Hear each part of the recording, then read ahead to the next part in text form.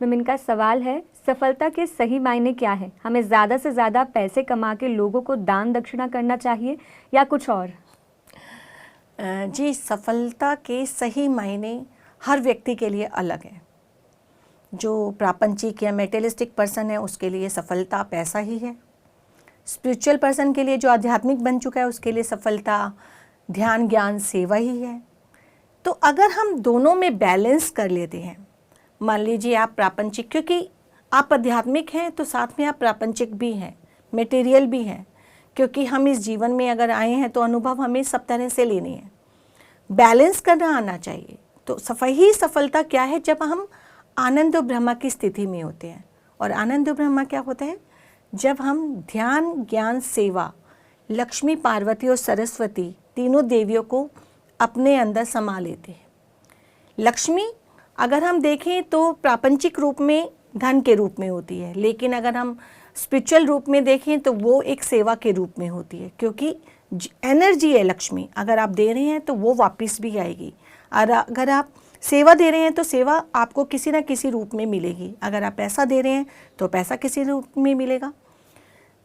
पार्वती जो ध्यान की देवी हैं, ध्यान जो हमें सबको करना चाहिए। जब हम ध्यान के साथ जुड़ते हैं तो हम पार्वती माँ के साथ जुड़ जाते हैं। सरस्वती माँ जो हमारे अंदर कितनी कला, 67 टाइप्स ऑफ कला हर इंसान में किसी ना किसी रूप में होती है, एक ना एक कला। लेकिन इस समाज के डर से या कई बार परिस्थितियों के डर से हम बचपन से उन कलाओं को दबा देते हैं। मान लीजिए मुझे सिंगिंग का शौक़ है और मेरे घर में ऐसी परिस्थिति रही, मैं सिंगिंग को आगे नहीं बढ़ा पाई, उसे मैंने वहीं छोड़ दिया। मैंने अपनी सरस्वती माँ को वहीं दबा दिया। तो वो कला या वो ज्ञान जो आपने दबा दिया, उसे हमें बाहर निकालना है।